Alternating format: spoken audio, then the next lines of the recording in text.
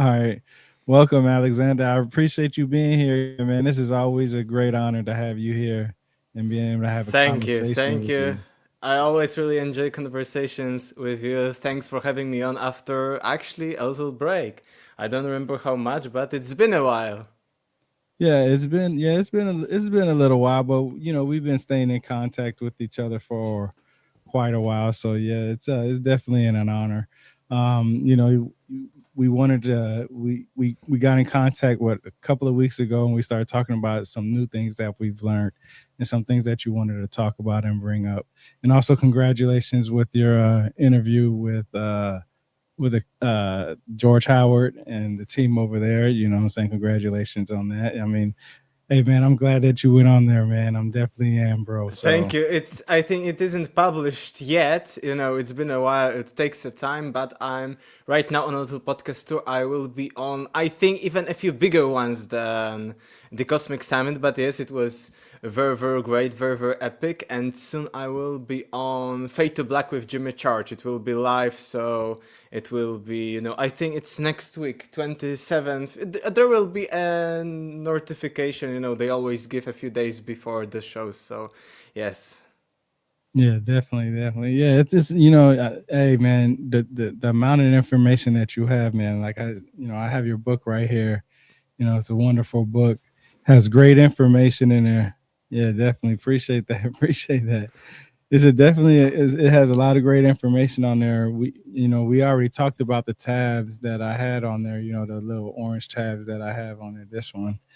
And we went through your book and you clarified some stuff for me, what I'm saying, because I had some questions. Because every time, we we're in an industry where we're constantly asking questions. We want to know what the facts are, we want to understand what the information is and what's given to us, and we want to at bare minimum come to a happy medium of exactly what happened. What do you think about that?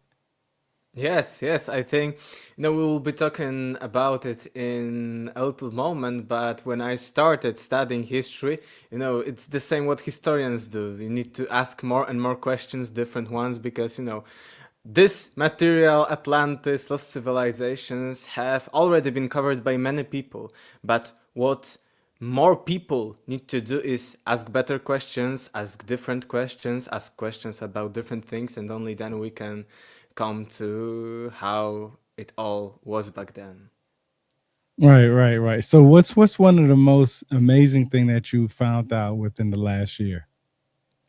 As I said in a minute, I went just a few months ago studying part time history at my local university, and I was positively shocked to some extent because I gave my book to a few doctors, professors, etc., and they said, okay, they as academics of very high level do not agree with everything like Atlantis. They do not see any kind of idea of historicity of catastrophes in deep past or prehistory, but they said, it's no like pseudoscience that should be closed, shut down, and I should be, called some kind of pseudoscientist, etc. So I was positively shocked that, I was even given an opportunity. It was their initiative. I won't just study history, but I am having right now, and I will have soon a personal schedule of studying, and I will have a specialization on both the languages and religions of the Middle East. So this was maybe not the biggest discovery, but the biggest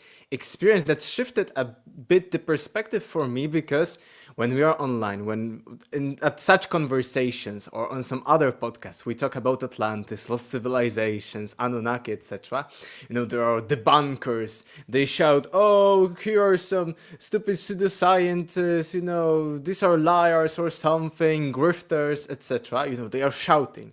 They're shouting people about this stuff. But when you actually start reading academic textbooks, academic articles, you start be in the academic circles, you will see that at a higher level, this perspective of these shouters who want to debunk everything and say, oh, Hmm. it's, we shouldn't even tackle such problems, these were debunked long ago, is being, shattered. There isn't such thing. And even when we were analyzing during some classes, like the best recent articles about some ancient times and plenty of other problems with them, I've actually found so many speculation And what, as you know, an academic, as a historian, you need to do is said, okay, this is a speculation. I'm just, theorizing, hypothesizing. Maybe it was that, maybe it was not. If you're speculating, you need to, give a few at least routes of how it was back then. So I've seen, wait a minute.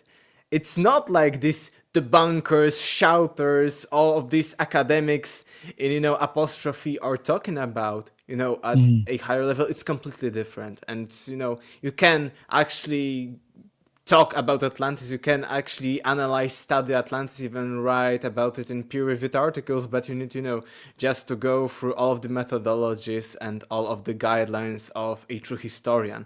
And actually, another perspective to that is that a historian is being just a job. It's not like the ultimate thing that, oh, everything that is, the established knowledge when it comes to history is completely true and everything else is BS. No, it isn't like that. It's not only constantly evolving. I mean that because plenty of people are, as I mentioned, these shouters, even from academia, they are just one of the voices, one of the many voices that are there. It's their job, just as I said, historian is a job. Their job is, debunking stuff and, being the defenders of the conservative mainstream, let's say, accumulation of knowledge and how we interpret it. But coming back to this being historian, like a true, let's say, academic one, as being just a job, it's, you can have any opinion you want, but when it comes to scientific articles, scientific journals, etc., you need to Yeah. get into the guidelines. You need to use methodologies. You need to be critical. As actually, it is often said that a true historian needs to be critical of everything. Like, you need to be critical of everything, even something that is established, even something that you may believe in, etc. It's just your job. Let's say you're an expert car mechanic, but there comes some kind of Karen, not to be like very, but this meme, Karen, and said, "Oh, I won't do it like that." If it is your job to be a mechanic, you need to know, okay, I'm a mechanic, she pays me money, I will do it like that. Even though I'm, let's say, a master mechanic and I can do it more efficient in a better way, or Mm. in some kind of bureaucratic environment. If you go, you need to get all of these, go through the guidelines, go through the all processes, despite the fact that you could do everything much more efficient or in a different way. So the same is with history, and we can say, oh, there is huge probability that there were some kind of lost civilizations or lost part of history. But this is, a historian needs to be critical of everything, needs to analyze everything, and even be Yeah. critical of such a hypothesis. So this was actually a little bit shift for me, because when I am talking on many podcasts or on the internet, posting something, and I very often see the bankers, even not like the most famous one in the space, but I pretty much encounter plenty of the bunkers saying, oh, I'm some kind of grifter or something. And, I had to some extent this vision that, okay, this is how, all the academia probably is, because you see such people, I don't know, like Flynn Dibble, or Hmm. there are a few other, like with true academic credentials, and you may have, and I think that in our niche, plenty of, let's say, supporters of alternative history, Atlantis, even ancient aliens, they also have this vision of academia as, closed-minded, people who want, to debunk everything, who want to destroy, ancient aliens and the kind of lost civilization theories. And it's not Hmm. actually like that. They want to, show, debunk if some people make some true errors, like, quoted something wrong or something. But they, it's, as I mentioned, like a job, and it's much more open-minded than plenty of people show it to be. So this was my biggest change, that started a lot of new discoveries and new of things, that how we can see history. Because also, I know, maybe you can comment something, I will drink. Yes, it's interesting you say that because I believe in extraterrestrials. I believe in aliens. I believe there's something outside of Earth's atmosphere because it's simply that, scientifically, mathematically, they say that there's life outside of Earth because, I mean, it's just that 1%. So obviously there's got to be something, a couple of more, planets out there. Um, However, I'm like you. I like to stick to the facts. if people put out peer reviewed articles because they want people to challenge their work, basically, right? That's basically the basis to challenge somebody's work, is putting out a peer reviewed article. And then you get that opportunity that to that person or people to use whatever information you have, so they can either counter it or agree with it, right? So nothing is hidden. So whatever information you have, you pass on to the next person, even if especially if you're confident in the information you give. So when it comes like to the Anunnaki and to the gods and stuff like that, because you mentioned the Middle East, I take a lot of classes on edx.org.com, or edx.org, not .com, edx.org. And it's a website that you could take all these free classes from around the world, right? From Harvard to Bar Ilan University and stuff like that. And you can also pay for it, and the class will count as a course, and it can sometimes be accredited to the actual college that you're going to, right? Just depending on how it works. But either way, you get the same information, whether it's the free version or the paid version. And I'm into a lot of mythologies and religion, and all that stuff goes back to the Middle East, Mesopotamia, around area, because of the simple fact that they consider that area where the first civilization happened with the writing system. So we start there. And even though a lot of people argue that Egypt is considered older, because of the hieroglyphs and their pictographic script and so on and so forth, there's always going to be an argument between those two. Either way, whichever one is this first civilization, Mesopotamia do holds a high uh, hit list for a lot of people on ancient history, because of the culture. Also, there was a lot of things that was surrounding that area, that a lot of things that cannot be explained. Um, and the same thing for Egypt, also, depending on it's subjective, right? So, but my point is that on both sides, there's some similarities between the Mesopotamians and the Egyptians on their religion. And some people believe some of the Anuna slash Anunnaki gods are these gods that's in ancient Egypt. So there's obviously a connection there, right? And you can find this connection all around the world. Some of it can be just coincidence, something can be just, probabilities, and, all kinds of other stuff. And when it comes to the idea about all these individuals out there, I like to stick to the text, right?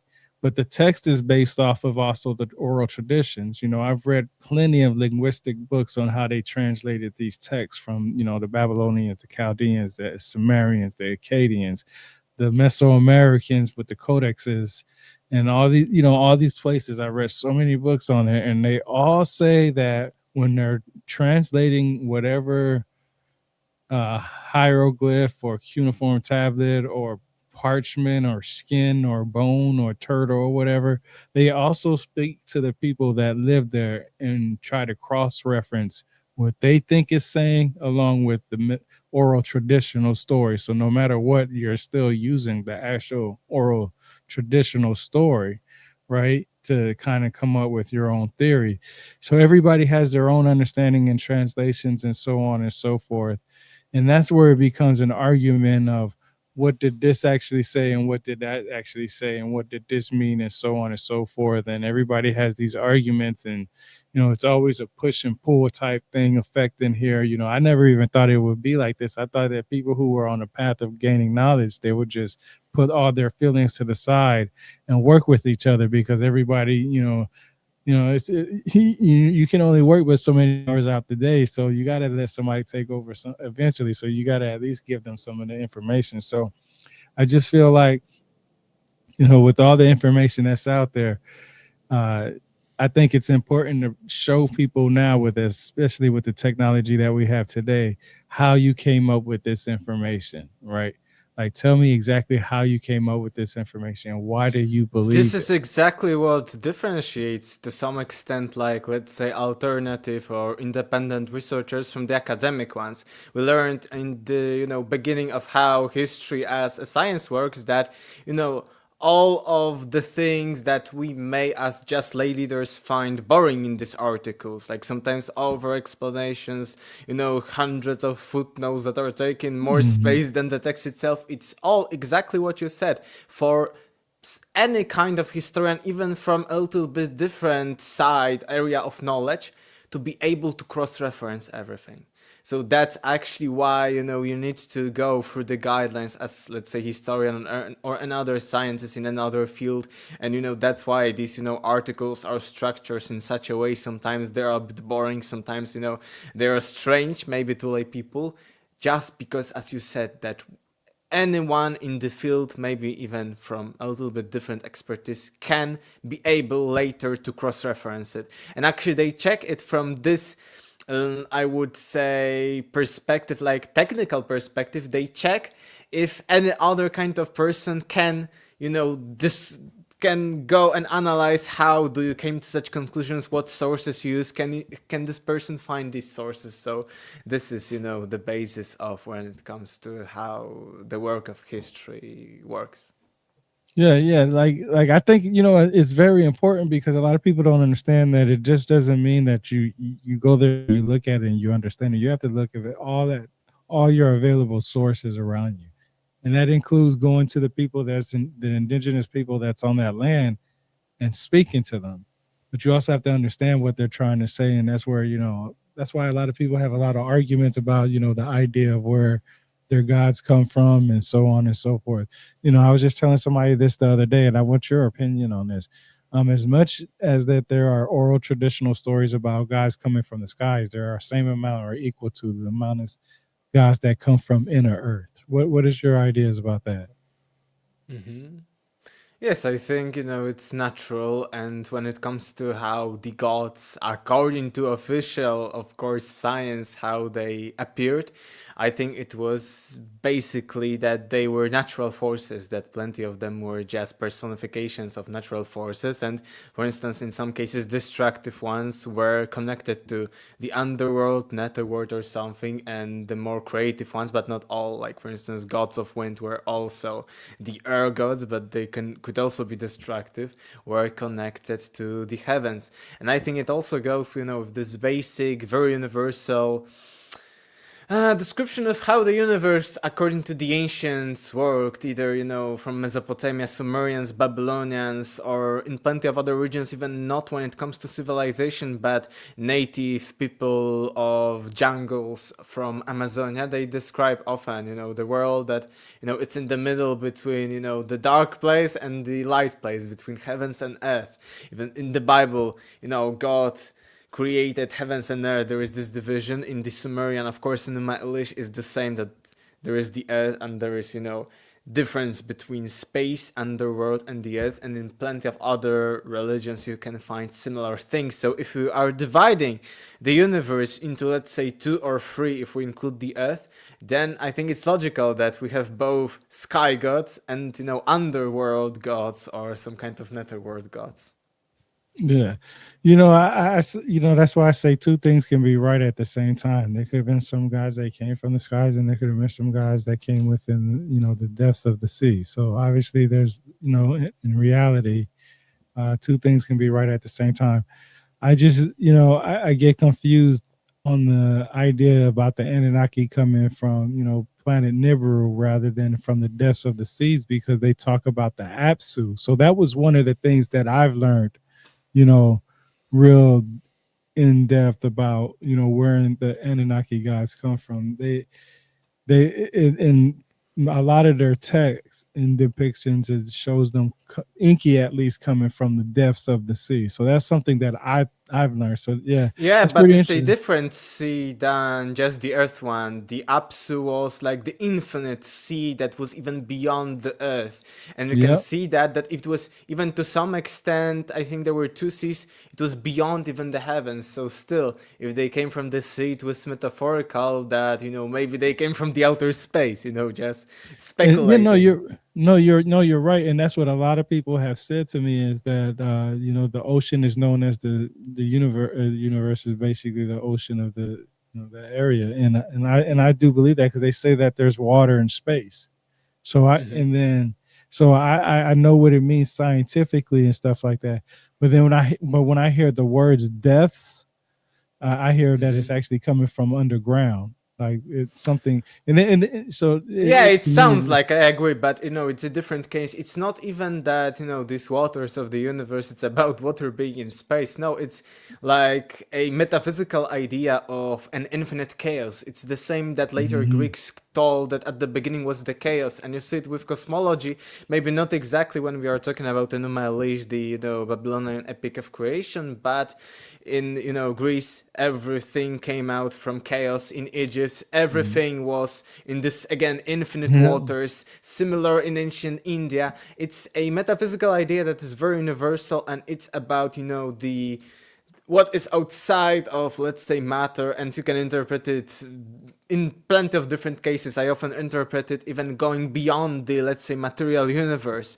Like when we are talking about multiverse, plenty of bubbles like our own Mm. universe, then it would be like everything, the infinite potential. But some can say that it's what's beyond, let's say, the known celestial bodies that these people know. That's more like what, quantum mechanics, right? Yeah, yeah. Metaphysics, I would, as I said, so beyond Mhm. even physics, beyond quantum Mm, mechanics, just because mm. it's, I think that they were very, very, they had plenty of times, thousands of years to think about it. They weren't that primitive or that low IQ as some people present them, just as primitive Yeah. people. Actually, when I've been studying recently Sumer and all of the civilizations on the Middle East, I would say that to some extent they were more civilized than the later ones. Even the Greeks, the Yeah. Romans, the, let's say, medieval times Europe, they were actually very civilized. And you see that, for instance, they say, oh, they bring this examples of, let's say, law of ancient Mesopotamia, and how bad people were in these cases. These are cases just as nowadays we have peaceful places, but there always is some crime, let's say. But when it comes to the overall view, they were very they were very against being sinful. They were against being selfish, and I would say that they were very, as a society, a very good one, like a very Yeah. positive to some extent. Yeah, it amazes me because I know a lot of people like to take some of the stuff that the Akkadians, Babylonians, Hittites, and Chaldeans and so on, and they place them all with and the Sumerians and say the Sumerians did it. And each one of those groups of people had a different type of culture. That's another thing that I found that I learned a lot more this time around when I went to reading different sources is that you know there's really no way to tell the difference of these people. It's just where people decided Yeah. to move to at the moment, right? Like it's just like I look at it here in America. We got what we call the up north, which is like New York and New Jersey and all that other stuff, and then we got like what's called the down, what's the South.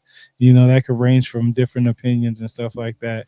But the thing is that somebody could move from down south to up north and up north to down south, but that doesn't mean that they're a native to that land. You know what I'm saying? So Mm-hmm. it's just wherever they felt comfortable to move to. So there's really no way to say, okay, these are all the Akkadians, because it could have been Yeah. Akkadians and Sumerians and the Chaldeans and the Babylonians. It Yes, could have I've been. been very into, I'm preparing to write some scientific articles for the university, and even a few days ago, today a bit even, I was very researching it very heavily, because it was also confusing to me, you've got Akkadians, Sumerians, Chaldeans, Semites, etc., and it's mostly about linguistic barriers. And actually, Yeah. the Sumerian, as a language, as a culture, it was, even we say, oh, first there were Sumerians, then Babylonians and Assyrians. It's not correct. Sumerians still were there, Sumerian culture, Sumerian Hmm. text, Sumerian language, but it's just, the biggest powers, let's say, after the Sumerians were, of course, Akkadians. It were a different group of people based on completely different language. They were from north, but at the same time, we see that in the Akkadian culture, there is inside of its Sumerian culture. So, Sumerians were for many, many thousands of years there. And just we say, as I said, okay, first Sumerians, then Akkadians, but Akkadians just created the empire of the whole Mesopotamia during the Sargon the Great times. So they, Mhm. conquered everything, but they were still, culturally similar people. They used Yeah. different language, but Sumerian was still used parallel to that. Then Assyrians and Babylonians, but again, Sumerian was there still, Semites, etc. So Sumerians were through all the times. There are differences, of course, between Sumerian, let's say, language, culture, and of the different ones. But even in later times, Sumerian was as a language was used more as a priest language or as a royal language, and for instance Akkadian was used by casual people, let's say. But it is, as you said, it's all about Sumerians were still there. Even when it comes to the genesis of Sumerians, there were these crazy theories of where they came from, because they were different, their language is a bit isolated one. But when it comes to even these origins, we see that before, let's say, first civilization of the Sumerians, there were Sumerians and two other groups of people. As you said, in the US or any other country, there are plenty of different kinds of people, but it's still United States of America, and most of them identify as Americans. And the same in the Mesopotamia. They either were very strict, like, oh, I'm from this, let's say, Uruk, etc., or I'm Yeah. from this, or I'm from the whole land between two rivers, whole Mesopotamia, whole world. So they didn't have like, oh, we are the Sumerians, you are the Akkadians. No. And it's little bit artificial one. And I even researched history of historical discoveries in Mesopotamia, and it's mostly because when we were not in the full knowledge, even right now we are of course not in the full knowledge, but even during the times in the past when we had even less knowledge about Mesopotamia, it was that, oh, we find Akkadians, oh, we find Babylonians, and people, claimed these different, labels for these people. And then later it was, Yeah. okay, there are bit differences, but no, the same when it comes to periodization. As I said, Sumerians, like the Arcadians, etc. This is basic one, but if you go deeper, Ur one, Ur three, Uruk period, Jemdat Nas, etc. These are even nowadays considered a bit artificial, and these are just, and you can even say the same Epic of Gilgamesh or any other kind of huge story. It's mostly Sumerian, despite, for instance, being written down during Babylonian times, because it was the same one as in the older sources. The same Enuma Mhm. Elish, let's say, to be like exact, it's Babylonian epic of creation. But actually, even scholars agree it's a Sumerian one, because already these different kinds of things that are talked in this epic are found older, and just names were changed into the Babylonian one, I think from Enlil into Marduk or something. So that's how it is. So, so here's a question right here. I don't know if you can see it, but it's Mm-hmm. from Yeah, Soy we'll check out. Maya. Yeah, it says, "Who are the Persians?" So, who are the Persian to you? Because I actually read a book on Mm-hmm. Persian linguistics, and a lot of it, I could see the similarities with going all the way back to the Akkadians, Sumerians, Babylonians. I mean, see the similarities in the Mm-hmm. language. I mean, it was a pretty good book that I've read. So, Yeah, and it yeah. I gave a little bit of a also history of it. So, yes, yes. We had during classes a little bit about Persia. Persians were initially people who were living nomadically above Mesopotamia. So if you have Mesopotamia at the north, there are Zagros, Taurus Mountains, etc. And in these uphills, mountainous areas, there lived people who later were called Persians, because before that they were Medes. I don't know if it's in English, Medes, something like that called. Mhm. And they finally at some point, and they were always, because Persian Empire is very, very late when it comes to, in comparison to the Sumerian one. It's like 600 BC or something at the earliest, the biggest point. It doesn't go back thousands of years Yeah. during our distant past, but, the Persians unite at some point. But even thousands of years before that, these people were always there. And even in the Sumerian text, we see, oh, these primitive people are attacking us from, the highlands. They were always said, oh, these are just some, primitive people who are, having some kind of goats, shepherds, etc. And they were very often during Sumerian, later Assyrian, Babylonian times invading, during the lows of this civilization. So they existed much long before, but they weren't united, they weren't creating civilization. They were comfortable with living a little bit more primitive life than in the city or in a state on a bigger level. And at some point they united, and that's how the Persian Empire started. And they used actually the lowest time of Assyria, because before that, just before the Persians came to power as, a global empire, even a bit later, Assyria was the biggest one. Assyria even conquered Egypt. Assyria conquered the entire Middle East. So Assyria was a big empire, but they used the weakness of Assyria, and they very quickly started conquering and destroying Assyrian cities, etc. And the Persians came also to Egypt, and Persians are considered to be the first like empire, because before that Sumerians were not an empire. Assyrians were to some extent, but still not, unlike the Persian, because the Persians went from Greece later, the famous battles like with the Spartans, etc., but also from Greece to Egypt, entire Mesopotamia, and up in the east to India. And so this was the biggest empire. This is how it looked like. But what was different in Persia than before is that they were very, very open to local cultures. So that's why there are plenty of similarities between Persians, Sumerians, Babylonians, and Yeah. others, because the way of Persians, because before, for instance, Assyrians were killing every conquered kings, etc. They were destroying culture and making the Assyrian gods onto the countries they actually expanded the territory into. But Persians took a different approach. What they did was, okay, you Sumerians, they even created propaganda stories that, oh, Sumerian god or Babylonian god, I don't remember correctly, was searching for a great king, because Babylon and Sumer was very low at these times. It wasn't very prosperous at these times. And they created these things. Oh, and he found the Persian emperor,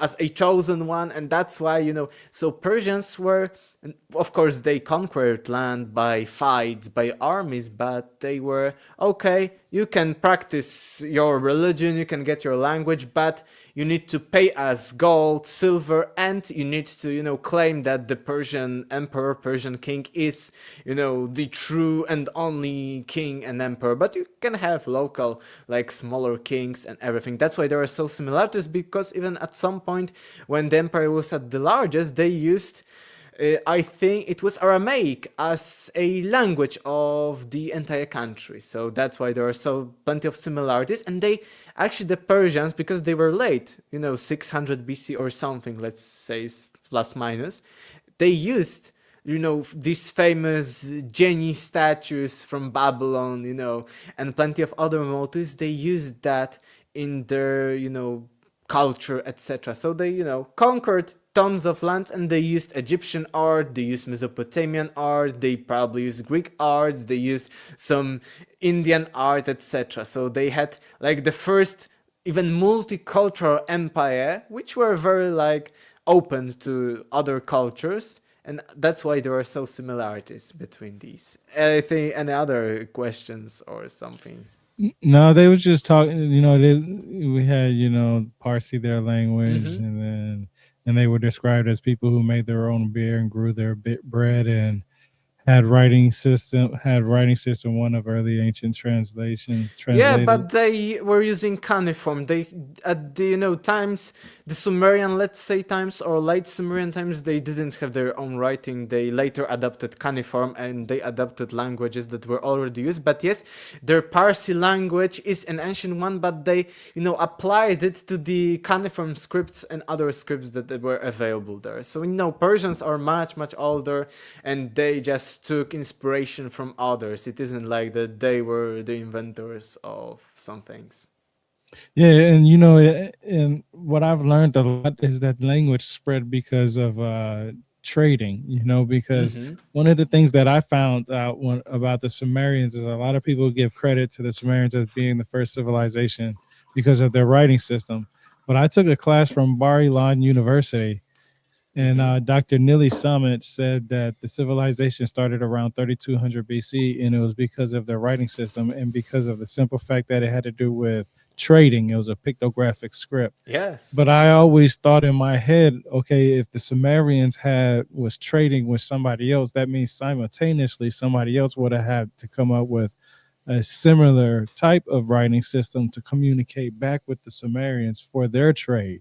So it Mm-hmm. couldn't have been just one group. It could have been had it been at least two Mm-hmm. people to do it, Yeah. right? And because the Akkadians are the closest individuals that they are considered a civilization, because like you said, Sargon of Akkad, But um, later, thousands of years after, yeah, thousands of years after. But see, what this is what I found that's really interesting, is that when you behind the book, the literature of ancient Sumer, it Mm-hmm. says in the back of there that the stuff that they talk about with the Anuna slash the Anunnaki usually starts around 18th century BCE, Mm-hmm. which is pretty interesting because the Sumerian civilization actually started around 3200 BC. So it was almost, a couple of thousand before they even started recording about the Anunnaki and Anuna. Mm-hmm. And what I learned this year a lot through a lot of peer reviewed articles and a lot of different books that back it up is that Mm-hmm. the Akkadians, their writing system started because of the gods. They wanted to write their mythologies and all the constellations and so and stuff for Mm-hmm. agricultural needs.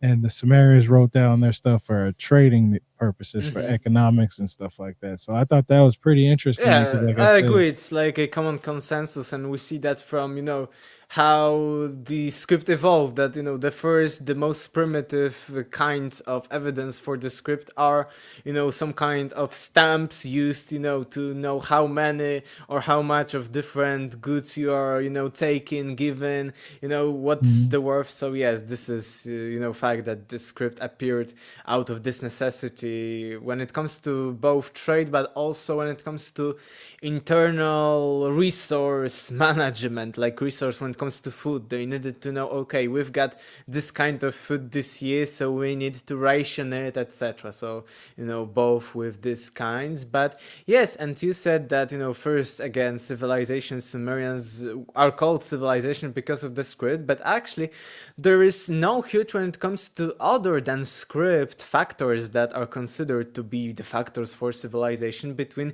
Sumerians and also Sumerians, but from previous periods like the Jimdat Nas, as they are called, and plenty of other names. Already civilization there was thousands of years before, but just because, mm, okay, civilization needs a script, that's why we called Sumerians the first civilization. yeah, The same here in Eastern Europe, I've learned we've got some proto-civilizations, so pre-civilizations as they are called, because they have everything that a civilization has. Cities of 30,000 people, and in Sumer at its peak there was about 50,000 people at one city, so similar to the Sumerian cities, like 30,000 people. They had chariots, they, advanced agriculture, advanced hierarchy, but they had actually script, but we do not know if it's script or not, because we found at this pre-civilization it's on the area of modern Ukraine and Romania. There are different kinds of names. Maybe in English it's called Vinca culture, but it isn't only the Vinca culture. It's like more, it's a different name that I was learning, but again, similar to that. And they actually, we found some things that look like script, but just because we cannot decipher this script yet, we cannot say it's even a script. And that's why it isn't mm, called a civilization, but it's about 1,000 years or more before the Sumerians. So mm. as we see, and probably there are plenty of more examples like that, that just because there isn't one factor, like as I said, the script, we do not consider this kind of society as a civilization. The same with like previous cultures, even Göbekli Tepe. I was, Mhm. interested always in Göbekli Tepe. So recently, when I had, the access to library, to all the scientific stuff, like more open, I went and searched. And the modern consensus of Göbekli Tepe, these famous megaliths, 9,500 BC, from the times of Atlantis approximately, is that these buildings were hunter-gatherer ones. So still, it was not civilization because people were maybe using them a little bit longer, not just that they were, a nomadic people, but Mhm. these were like shrines or something like that, holy places, like let's say, imagine Stonehenge, and then people around Stonehenge, let's say, being nomads. So similar stuff to Göbekli Tepe, and that's why we do not consider them civilization or even pre-civilization, because they didn't, they didn't use, harvesting. They just, were hunter-gatherers. But still, I think that if they built Göbekli Tepe, they were amazing builders, and they weren't very, very primitive. They even engraved so many different symbols onto these pillars. So again, another example of sometimes how our own modern labels and modern lens that, oh, civilization needs this or that, can completely, discredit, because okay, let's say we think Göbekli Tepe, some megaliths, but primitive people because they were hunter gatherers. I think no, they may have been, on a similar level to ancient Sumerians, or even surpass them on some level, let's say, in another area of knowledge. But just because they weren't harvesting grain or using, let's say, sheep and goat and, herding them, we cannot say they were civilized people. Yeah, it's interesting because I always say that what's the criteria needed to be considered a civilization? Yeah, I remember. Yes, we talked about Every it a lot. yeah, everybody has their different ideas. And you mentioned Dribble, and he actually was on Joe Rogan, and he actually says that he doesn't actually teach that, and he doesn't use that word, and there's really no definition used for it because of the simple fact that yeah, anything can be considered that. So I agree with you on the fact that the idea when it comes to civilization, there's always somebody came before, because a lot of times when I think about the Sumerians, when it comes to civilization, I also think about, well, why aren't the Ubadians considered a Mm-hmm. civilization? They're actually the individuals that inhabit that land before the Sumerians. So why aren't they considered, Yes, a yes. civilization? And they had pottery and artifacts and art and so on and so forth. So obviously they Temples, had, yep, they had temples, sanctuaries. exactly, religious sanctuaries and stuff like that. Yeah, so they had everything like that. They just don't have a uniform script, right? So I mean that they say that typically comes from the Sumerians, but their art could have told their stories and so on and so forth. So, I always wonder why aren't there Ubadians? And then, of course, the people that you said that you just found out. Yeah, there are different depending on which periodization you say, Jemdat Nas or something. And as I said, there is a common consensus that they're almost on the same level as the Sumerians, but we do not have any examples of the script they use, or Ubadians, as you mentioned just before that. So, Yeah. but it was already at these times, thousand and more years before the Sumerians, something that, if you look at it from the outside, you would consider it to some extent a civilization. It's amazing, man. Like I said, it's just everybody has their own criteria, their own theories and ideas, and you can go further back depending on what you want to pick and choose. It's just that you the idea that the Sumerians what they gave to us is it feels like they was almost like a record keeping individuals, because they have information from almost everywhere, a little bit of everything. Not necessarily from the Egyptian dynasties or something like that, but from the people that was inhabiting that land before it became the Egyptian dynasties and so on and so forth, or what we typically know them as.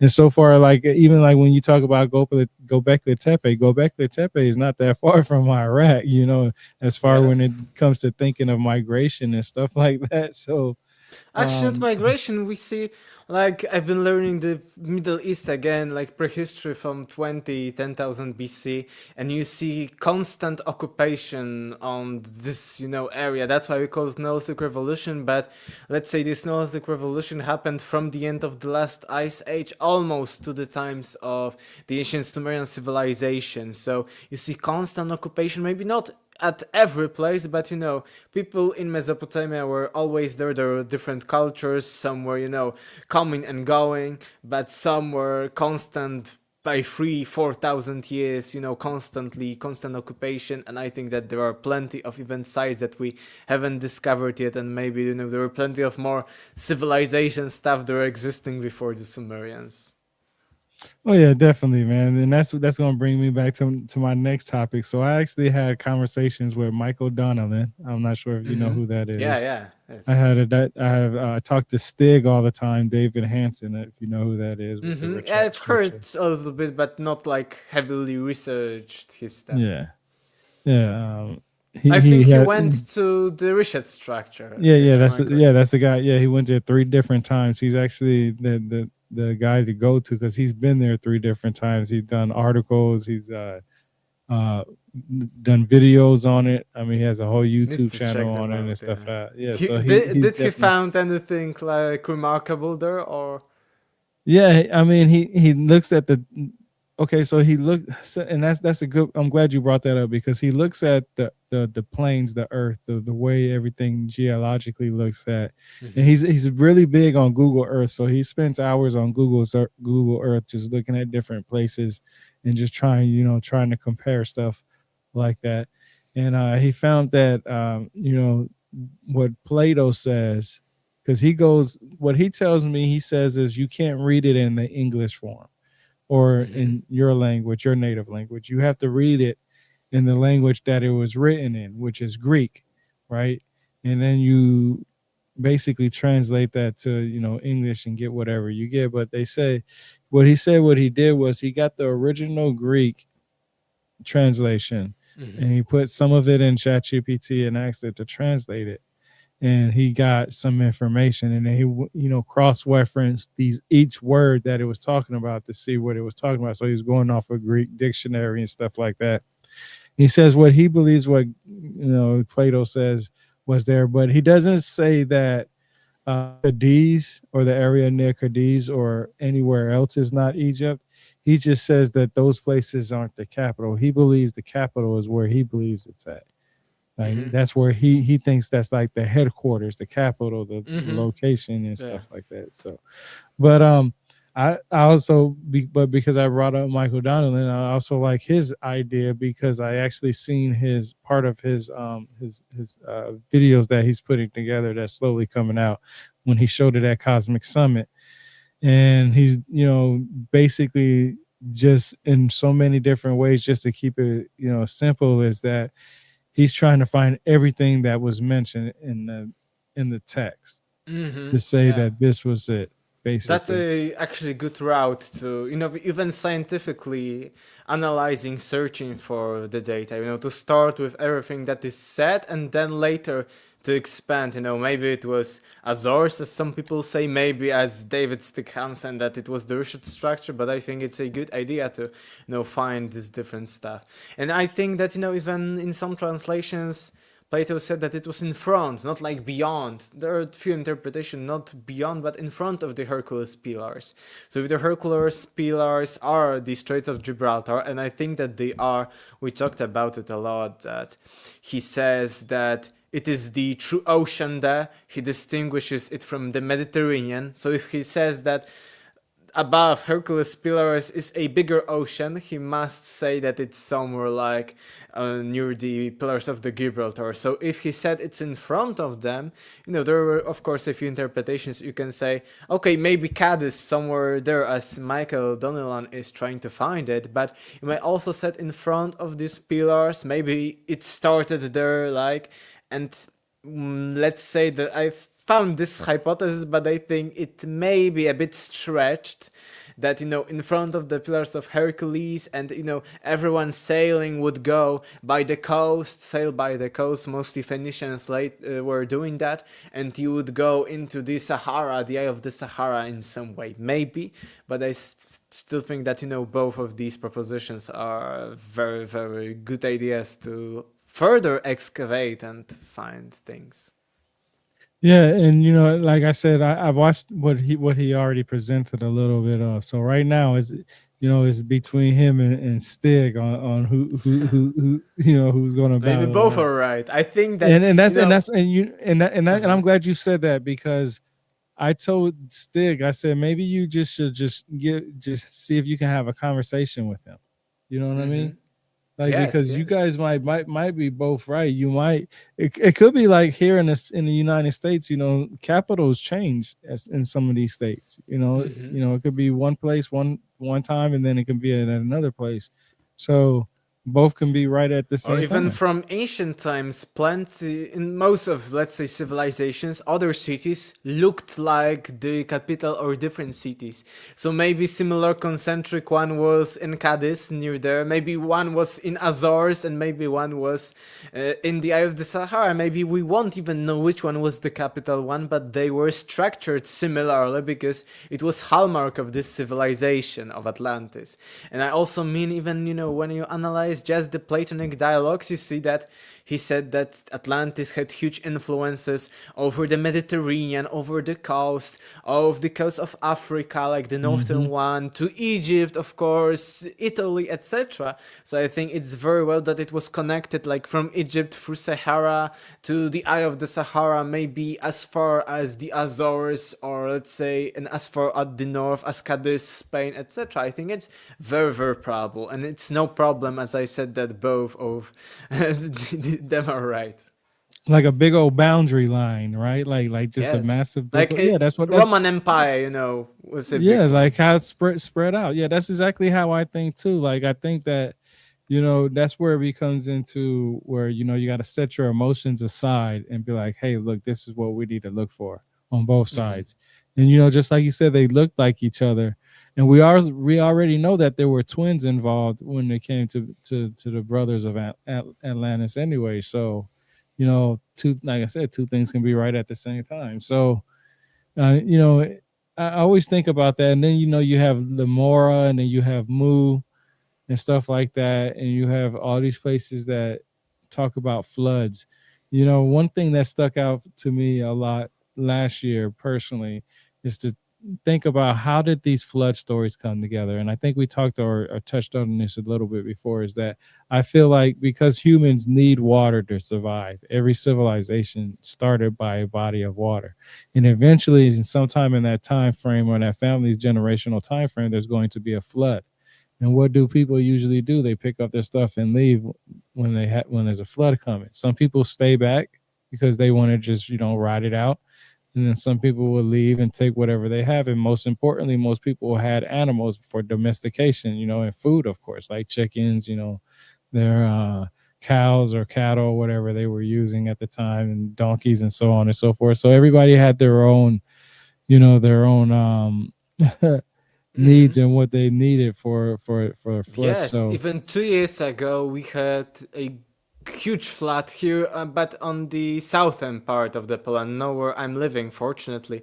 But it was really, really huge because I remember some kind of photos on the television I was looking, and there was before and after. And before, let's say it was a road, one lane, second lane, some kind of buildings, some kind of shops, and the after that you could think it is a natural formation. So the same, probably, when it comes to even flood and lost civilizations or lost cities, I think the same could have happened if they weren't that advanced. That flood is so like huge power, huge force that can destroy literally, in a few days, even advanced things and even huge things. So I was shocked how destructive it was. So let's Yeah. say if there was some kind of floodings, and I agree with you that mostly floods all over the world, because floods are happening everywhere, from times to Yes. times. And when it comes to the famous Mesopotamian ones, Mesopotamia was actually such a place where floods were almost year in, year out, year in, year out. There Yeah. were plenty of floods we see even from the archaeological evidence, and even it's very like interesting when we analyze myths and how people thought back then, that it is considered that Mesopotamians, Sumerians, and later ones were actually very pessimistic because of these floods, because they were so helpless. Maybe there will be enough water, or maybe there will be a flood, and we need to pray to gods, and maybe there will be too hot and things won't sprout. Even there were cases like that, there were hungers, etc. So after analysis even of later texts like from 2000 BC and around that there were, it was a problem all the time. So that shaped the mentality of the Sumerians. That's why the Great Flood, that's why all of the kinds of gods, and why we need to be good to them, kind to them. It is like an opinion, of course, of scholars, but based on facts, on texts, on mythology, that people were very scary, fearful of the gods, because and everything that went bad, they actually said, oh, it was because we were not good enough to the gods. So it shaped their mentality. It was different than in other regions, even different than in Egypt or something, but there was similar Mm. situation with the Nile. But it's very interesting that Mesopotamians were a bit pessimistic, that because we see that, for instance, there were floods, and we have some archaeological data to prove that, floods that destroyed like entire city, and then 3 years after that there was another flood. Or we have this was from, let's say, bit prehistoric times of the first like Sumerian period, but pre-dynastic a little bit. But then we have later, I don't remember exactly, but later evidence that in text they said, oh, we had flood, and all our city was almost destroyed by that. It was because of these other people, our Yeah. neighbor city state. So you see that it shaped the geographic, and the flood thing shaped minds of ancient Mesopotamians. Yeah, that was like one of the things that really struck out to me was that the many different floods, and it always happened. They knew when it happened. That's why they was always trying to forecast it beforehand, and so on and so forth. But it was Yes. interesting that you mentioned the part about praying to the gods and stuff like that, and which gods, and like.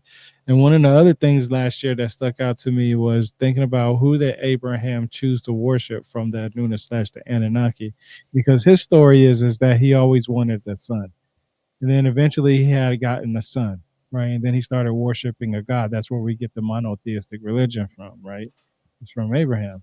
So I was always wondering, like, which one of the Anunna / Anunnaki did he worship? Because the sources that I've read so far, the happy medium for Abrahamic faith is around 2000 BC, which that's right in around when the Sumerians and the Anunnaki, or the Sumerians and the Akkadians, and even if depending on if you want to consider, other groups like the Chaldeans and Babylonians, because I have an 1873 Bible that says they are both one and the same. Mm-hmm. Anyway, uh, you know that time frame is all around the Anunna / Anunnaki. So obviously Abraham would have known who one of those gods, and which one of them did he go pray to.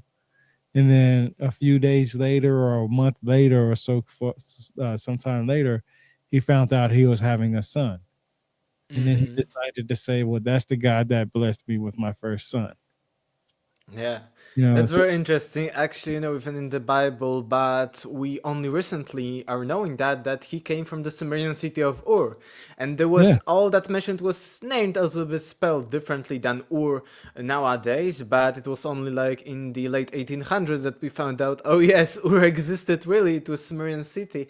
So I don't know which one, let's say, of the Sumerian pantheon he chose, which one of the gods it was, but I yeah, also think that that if he went from the Sumerian city of Ur, he went to a completely different, like, of course, land. Yes, he went to, this famous land, famous place. So maybe it was even, God outside of the Mesopotamian pantheon. But I do not know if even this kind of question, a very good question, was actually tackled. I haven't encountered anything like which one from Mesopotamian pantheon was the one that Abraham spoke to. But I also think but I think it may be some truth to this story, of course, but I'm very heavily right now into, comparison between Mesopotamian text, religion, stories, and of course the Old Testament one, especially Genesis. And I am of an opinion that the Bible was even plagiarism from, and there are plenty of things from the Mesopotamian stories. So, it may be even different kind of picture that it was only, I would say, a propaganda that there was some God and he did that just to legitimize his being into this, Canaan land, and oh, this is your land, you're the chosen ones, etc. So maybe it Yeah. was a completely different story made up. It's interesting you say that because some people would consider that to be harsh to use the word plagiarism, and the only reason why I say that is because I've seen that word thrown and I've seen people get upset about that word. And I just sometimes wonder that, if you're going to believe in a God, wouldn't you want to know where the original source might have came from and how it, through the history of, linguistically, how it changed over time? Because in, the Bible, the Holy Bible, depending on which version you pick, right? Because you can go from 66 books to, 88 books, depending on which side you want to go, which religion you want to go on. But on the monotheistic side, I always thought about that the reason why we have these monotheistic religions is two people. One is uh, Abraham, and the other one is the Pharaoh from Egypt. What's his name? King Akhenaten. Akhenaten. Yeah. So he believed in the sun god. He specifically called it the sun god. So all these ideas that there was at one time many gods, polytheism. You have monotheism, but also people forget about henotheistic religion, and that's Hmm. where there's an understanding Exactly. of a God that they believe in, and that's their righteous God, their God that they're going to worship, but they don't deny the other gods. And I sometimes feel like people get Christianity mixed up. I believe it's henotheistic religion, and I say that personally Hmm. because here in Georgia we have one of the oldest African churches, or is the oldest African American church here in America, and it's in Savannah, Georgia, and a couple of pastors from that area wrote some books based on their faith in Christianity and stuff. So when it comes down to the Christianity baptism, because I'm in the South, religion, you get that Jesus is the only person that you're supposed to worship, right? Hmm. That he is the go-to guy. That's the only guy that you're supposed to worship. But they also quote things from the Old Testament. But I asked the question, actually from that tour guide. When I went to that tour guide, I'm going to publish the video in a little bit because the church actually has ancient Hebrew, or what he says ancient Hebrew, on some of the pews. So that's actually pretty interesting because this goes back to the slave trade area, and it's ancient Hebrew on the pews, which, like I said, is very interesting. But he says that he believes that the Old Testament and the New Testament should be separated. So let me ask you this, because that's something that I found interesting that I learned last year. Do you think the Old Testament and the New Testament should be separated? And if so, why? Yes, it's actually an age-old question. Even with the beginning of Christianity, first 3 centuries of the current era, there were even, some kind of fathers, church fathers, were talking about the difference between the Old Testament and New Testament when it comes to the view of God, for instance.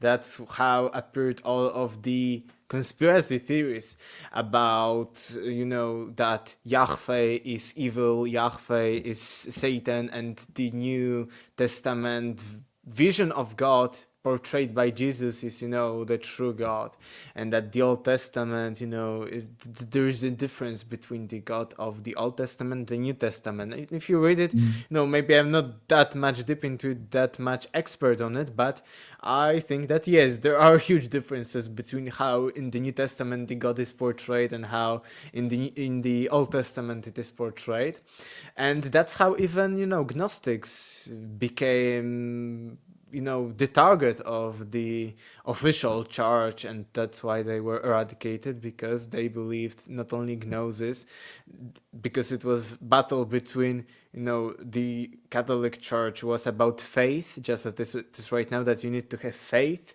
and the Gnostics were about gnosis, knowledge, like spiritual knowledge, insight. So they were dangerous for them, and they said the same thing, and that's how even in ancient times conspiracy theories appeared about this Old Testament, New Testament difference in God, and Gnostics interpreted it, for instance Sethians, from the Seth, the third son of Adam and Eve, that the whole Old Testament lineage of Jews is bad people, and that when there was a flood, the evil God sent flood to humanity, and Mm. they had pact with Noah that you, Noah, can go with us, we will save you and your family, you will be the king and your lineage will rule the world if you obey to our evil commands, and you will be obedient to us, the bad god, or bad gods in plural. That's why the Elohim comes into place here too. And Mm. Sethians believe, the Gnostics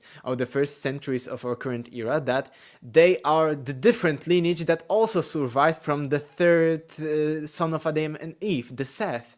And they believe that everyone in the Old Testament is bad, is evil, from the lineage of Noah, and they chose to be obedient to the bad god or bad gods, depending on the interpretation. And other people are from Seth, and they are the good ones with the true God, true a source or something. So even in the ancient times there was discussion on that. I'm not very deeply into that, but I see clear differences between the Old and New Testament, and I think that yes, maybe it should be separated. But I think that, again, as I've talked about the Genesis being a plagiarism of older texts, I think that the idea even of inclusion of some of these books of the Old Testament into, let's say, later the Catholic Church, and how it all accepted some books, and of course the Apocrypha were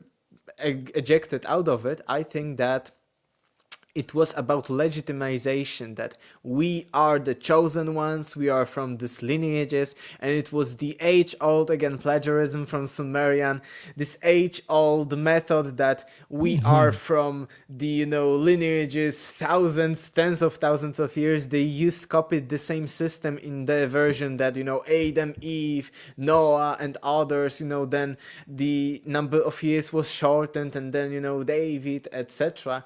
And I think that Old Testament was just used. Of course, it also has some didactic meaning, of course, or religious, but I think it was Mm. mostly used as propaganda, as legitimization of why we are the chosen one, why our religion is the only true one.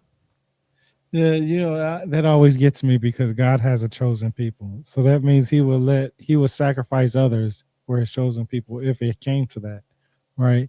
Even if those people didn't deserve to be sacrificed in the first place, you know, Mm-hmm. that's just part of what it is. So, yeah, that's actually interesting to me because I've read the Holy Bible, the 66 to 88 books, including the Apocrypha and so on and so forth. So many different times, so many different versions, so many different people. And I get the idea that, you know, people just decided to take a couple of books from different one of those sources, pile them together, and just call it a Holy Bible. And it's really not that hard to do that. Um, I'm not sure if the Bible or the Holy Bible is a trademark name or not, but anybody can do that right now. Anybody can go.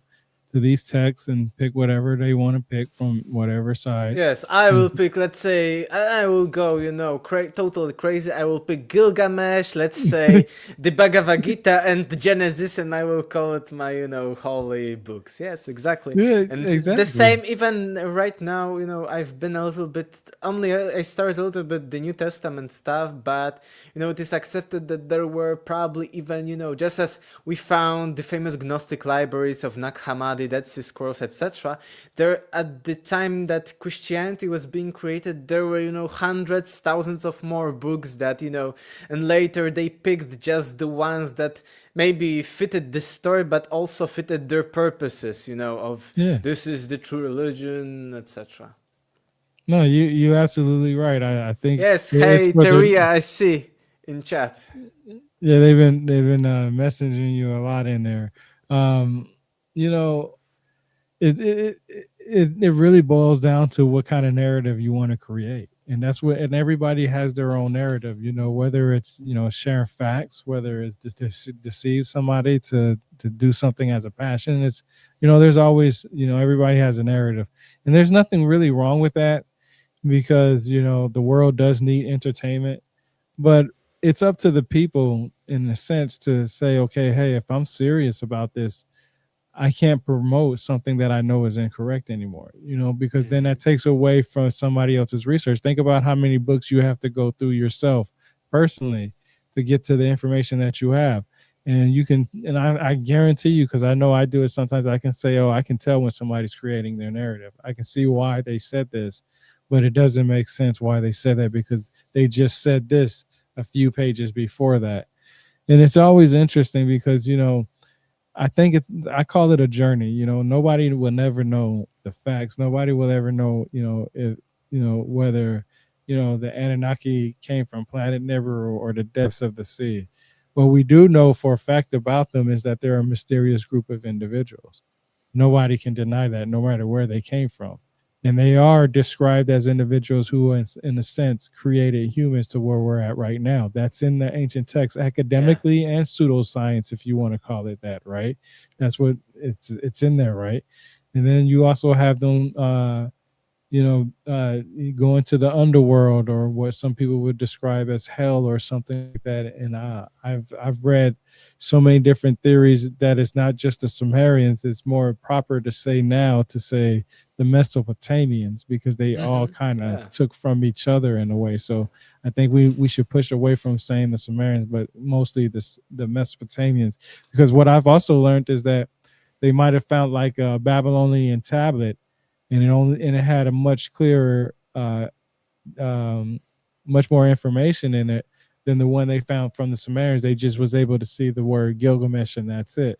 And then they filled in the Yes, rest of even it when with it it. comes, for instance, to the Gilgamesh, we have even a few hundred, almost 1,000 years before the oldest known text that survived till our times, depictions of exactly the same person, Gilgamesh, from his famous journeys. So you Yeah. see that these stories are all older, the same. That's why even a few academics said that, in the books and articles I've read, that we say Babylonian epic of creation because we found one from the Babylonian times, but we clearly see that what they did, they used Sumerian story, and we see that even it's a deep analysis. It's not like their opinion or one argument, but even when we analyze it structurally, we see that, it was copied, and it still has its Babylonian, let's say, some kind of connections. You know what I mean? When we, for instance, when I'm speaking Polish and English, I sometimes do some phrases that are only in Polish, not in English, but you may understand them, you know what I mean, and they see that it's much older than the Babylonian one. So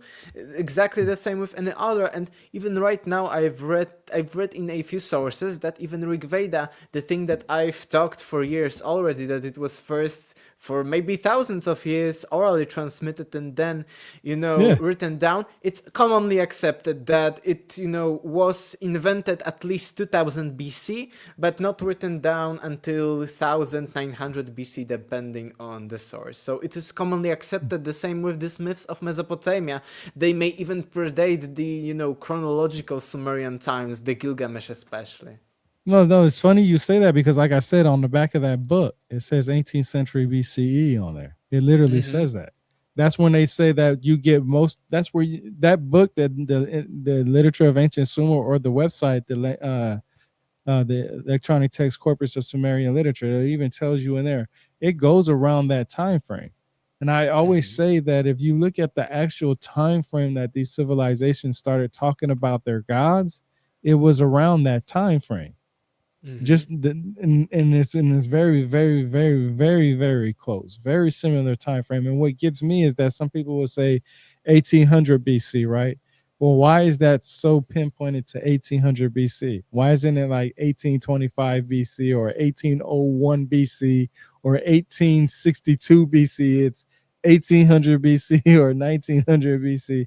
And it's always, that always got me and made me think about it. They're just giving a roundabout time frame, Yes. and Yes. you have to be careful on the time frame that they picked. Like, why did they initially pick this time frame? And it's, people, some people don't ask the right questions. They're so caught up with, oh, this is the oldest civilization, they get into that. But a lot of times my question is, how did you figure out that this cuneiform tablet came from 3200 BC? Mm-hmm. Why is that such a pinpoint accuracy time frame? And then I Yes. also, Yes. and the other thing that I always think about is that they always talking about, because the Sumerians started off as a pictographic script, we get pictographic scripts from all around the world, just in different ways. You get some on oracle bones, you get Gobekli Tepe, which you was talking about, some on turtle shells. You know, it just depends on the time frame in which you consider a writing system and pictographic script. Because even today, the emojis that we use today, that's a pictographic script that we can. If two people understand that those emojis are alike, it's very easy for them to have a whole conversation and would never make sense to anybody that doesn't know outside of that. Mm-hmm. And one of the things that I found interesting a lot last year, that I started seeing a lot of, was that we know the Sumerians are considered the black-headed people. Well, what's so fascinating to me is that they were also known as brothers, meaning that this goes back to the Masons, the Knight Templars, and all these other individuals who considered Mm. themselves brothers. And the only reason why I know that is because I was reading something from Samuel Noah Kramer. I was reading his books, and I can't remember which book it was, or if it was actually an article that he wrote or something like that. But I remember him saying that they're known as black-headed people, or black-headed ones, but they also are known as brothers. And I was like, wow, because that goes back to the writing system being understood only through the elites. It wasn't for the Mm-hmm. normal people, right? Like, yeah, And that's why trade. maybe later the Sumerian was kept. The Akkadian was like the everyday language, but the Sumerian one was of the elite. So maybe there was Yeah. some kind of conspiracy, like secret societies of the Sumerians, that they, invented the writing, given it to people, and then they were, secretly only as the elites, and, normal people used another language later. Yes. Yeah, Interesting.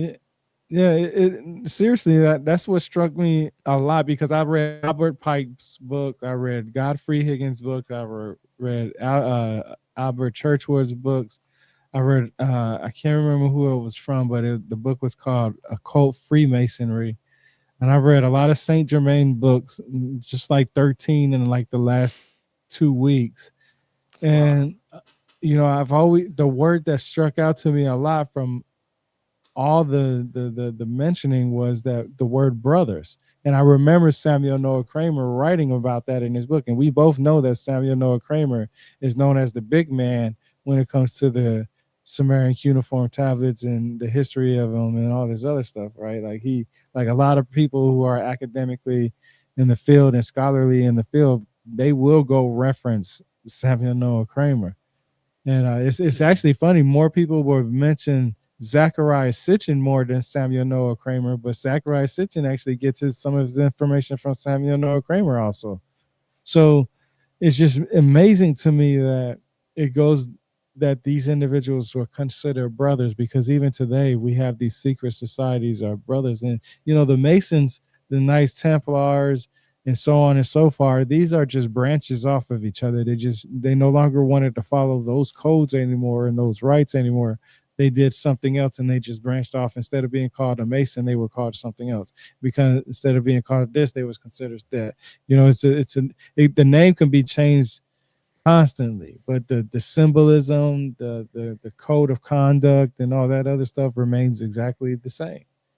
And Hmm. the Sumerians could have been those ones. I mean, the black-headed Interesting. ones.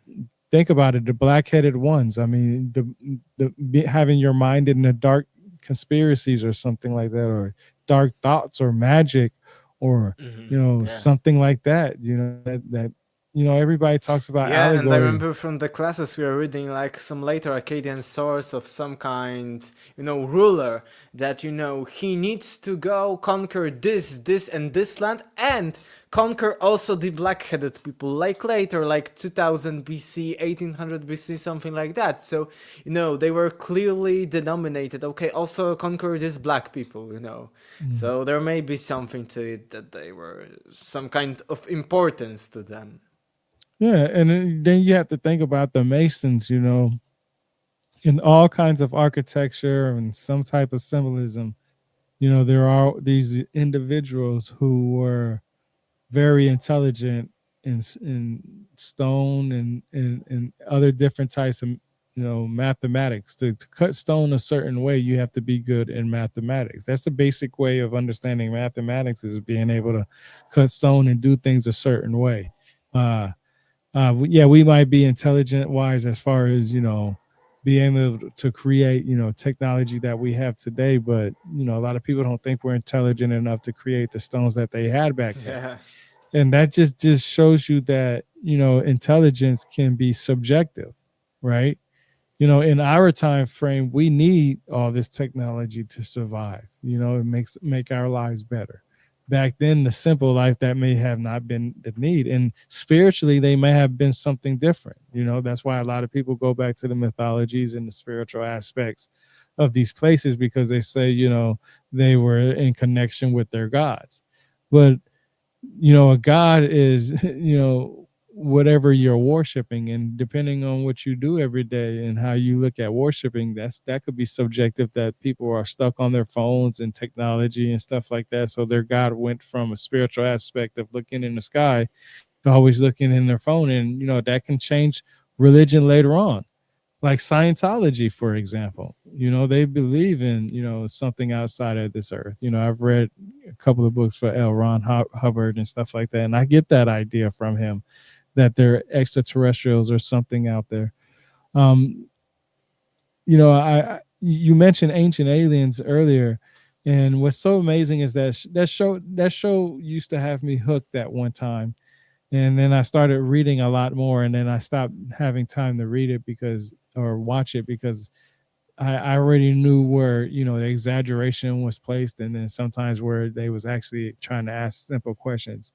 You know, this whole stuff started out, to rest in peace to Eric Don Vonnegut. He wrote Chariots of the Gods, and that book, to me, from when I read it and understand it, and from what other people tell me they understand it, is that he was just trying to ask a lot of questions of what the possibilities could have been because of what was written in the ancient texts. Like, what were these individuals saying? And just like we was just talking about earlier, you know, just as much text there is about extraterrestrials or anything coming out from the sky, there's text about things coming from in the earth. And all he did was just ask questions on, these individuals say these gods came from this place, what is the actual truth? And then he'll give his little, what he found in the information. And that was very interesting how he wrote that book, because he never tried to give out a theory about what he believed. He just wanted to get, hey, this should be looked at more. And that started a whole trend of what we have today. There's a lot of podcasters out there just like you and myself. We out here do our videos and share information, and everybody has a little bit of piece of information, and nobody really has time to watch everybody's video. It's really hard. It's really hard to get people to watch your videos out that's outside of your your inner clique, I guess you can say. And one thing that I've learned in the patterns of, when it comes to, extraterrestrials and, life on planet Earth is that no matter what, there's this idea that life didn't begin here on Earth. Something outside came here and brought it here, whether it was a bacteria, atom, the Big Bang Theory, extraterrestrials, or whatever the case may be, that the original life wasn't here on Earth, it was somewhere else. And that's where we get the idea that that could have happened anywhere. Let me ask you: have you ever thought about this? What other people might would think and question about what life would be on a different planet, on if they was something like on Mars or something like that? Like, do you think like when like if there's people out there right now or individuals out there, do you think what do you think they would think of outside of the element? Like, have you ever thought of that question? You mean only like on Mars or a hypothetical life on, Like let's a say, hypothetical, yeah. yes, hypothetically, we can have some knowledge about how it would behave, how it would look like, because still, according to the current physical model, the laws of physics, general laws of physics, are similar in the entire universe. So the same, depending, of course, actually the same, not like different. So we know that they must obey the laws of physics. We know Mm. a few ways of how matter can interact with each other to create different kind of atoms and how these atoms can create life. But also, who knows, maybe there are some atoms that are not yet discovered. The scientists say that no, there are probably no more atoms because we tried to create them. We have the means by highly accelerating them in this physical stuff like hadron colliders. But I think that still maybe there is some possibility that there are more atoms and more kind of substances and connections between them. So maybe Yeah. there are a few other ones, but we know a lot, and we know that it must obey, let's say, gravity and other stuff. And it also depends of, let's say, how this life appears. If it appears on a planet of this type, on another type, maybe on a star, who knows. So no, there are of course plenty of scenarios, but I think that when it comes to life, as carbon life, as we are made, our bodies are made, I think that we know the basic laws and how, what conditions such life needs to be created there, and also how it will look like, because we can have just a little parameters when it comes to, we know how life behaves. We know, of course, we have extreme like bacteria that can survive in volcanoes, etc., or in deep freeze, but I think that we can limit of how planet need to look like in order to have this biological life of, as I say, carbon, because maybe, who knows, there is another way to create life, maybe not like DNA, carbon, etc., but maybe some kind of other aluminium, titanium, or something. Who knows? So, but if it comes to carbon life, I think that we know like the range of how the creatures could appear. At least, of course, from what we know, because I am also a proponent that there may be things that we don't know.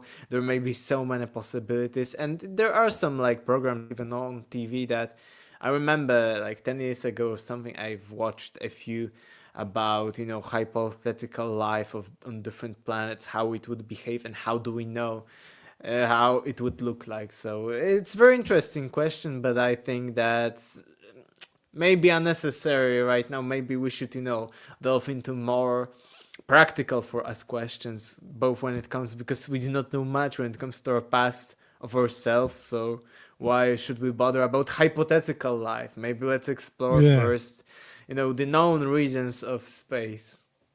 It's interesting you say that because they say that we know more about, I believe, space than we know about our own oceans. That's Yes. actually interesting to me. Um, but that's because I think people on different planets they would think the same thing if they had the basic knowledge. They would think the same exact thing you just said. The basic fundamentals of life. This is what it would possibly look like, and they would have different theories. And what's interesting you said too is that you know discovering our own past. We know that you know we consider the Sumerians the first civilization in a sense in some ideas of what's given already. but there's also a lot of places that are underwater, right? That look like that could have been a type of civilization, depending on what criteria you use for it to be considered a civilization. But these places can't be explored because they're underwater, and it's very dangerous to go down there. And you have to have very um, almost perfect water to go in there. And that's something that I learned about Michael Donnellan. That's why his research is very ongoing, is because of the simple fact that what he has to map out is in the water, and you can't just go out there whenever you want to and do it. You have to go in there when the conditions are right. And there's Yes. a lot of Even mathematics used. technologies, like for instance the famous slider that can penetrate into the ground. If the water is too muddy or too much elements are in it, it won't map what is underwater because it works on a laser base. So laser Yeah. is, being, shot into the object, then it comes back. And that's how it creates, let's say, a structure, let's say a pyramid, because it comes back, thousands, millions of laser beams. But if there is too much mud in the water, it would, just map the mud in the, Yeah. because it will, just reflect out of these mud particles. Yeah, that's basically what I learned from him, because I had a good discussion with him. And that's very interesting because the conditions can only be good maybe once or twice out the year. And then people Mm-hmm. will say, well, you're not giving out the information, or you're milking the system, or this, that, and the third, and they don't understand that. Okay, you can't just go out there and just think that you're going to look for this stuff underwater. You have to uh, the water has to be perfect. Everything that the whole situation has to be perfect, especially if you're putting people's lives at risk. You want the lowest percentage of something to happen, right? And Mm-hmm. you know, it's you know, going back to, here we go. We got the Olmec and the Samaria. What I was just thinking about too, since they wrote this, was when you think about the doggone tribe, like a lot of like I think about the doggone tribe a lot. And I understand that they used to be the people that inhabit the land of Egypt before the people of Egypt was there. So they were the people that were there first, supposedly, right? And they got pushed away and so on and so forth. But you could see their similarities in their stories, and all their symbolism and stuff like that go to the Egyptians and the Sumerians.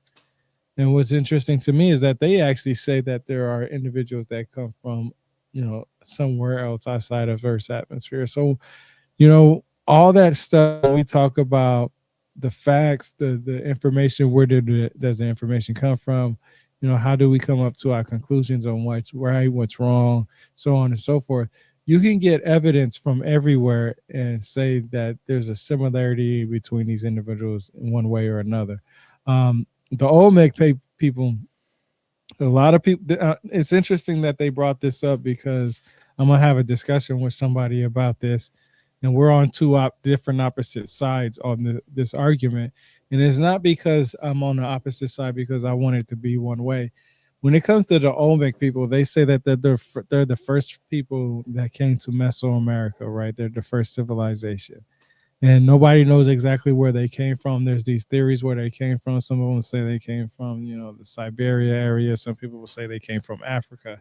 And then they say they use evidence as the braids in the back of the head of the Olmec heads are only found in one location, or a location near, in Africa. And then the helmets are also found in that same area. And then other people will say, well, that was their headdresses and stuff like that, which I also believe too, because in African tribes, they have headdresses, not just in Mesoamerica, but they have them in, some people say that like there's parts of tribes in Africa that has the Spartan headdresses, that where the Spartans, I guess, got their helmets from. I don't know how accurate that is. I've seen so many different arguments on that. But when it comes to the Olmec people, they say that these individuals came from somewhere. And this is where later on you get the Mayans and the Aztecs and so on and so forth, where their gods are similar to the ones just in Mesopotamia and Egypt, right?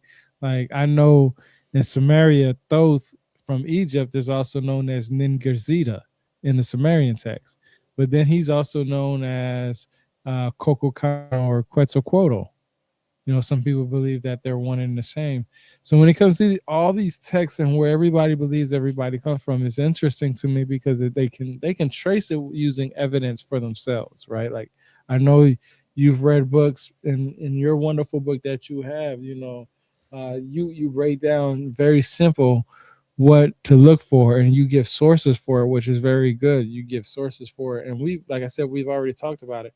And how do you, let me ask you, how do you distinguish what is fact and fiction? And have you figured out anything yet that you could point out and say, yeah, that probably didn't happen at all?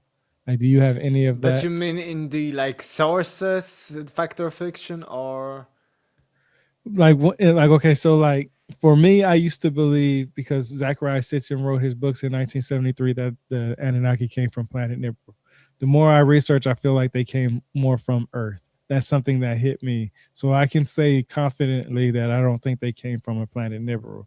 What is something that you figured out that you could say, okay, I used to believe this, and now through my due diligence and my research, what did I find out that I don't think is actually that in at all?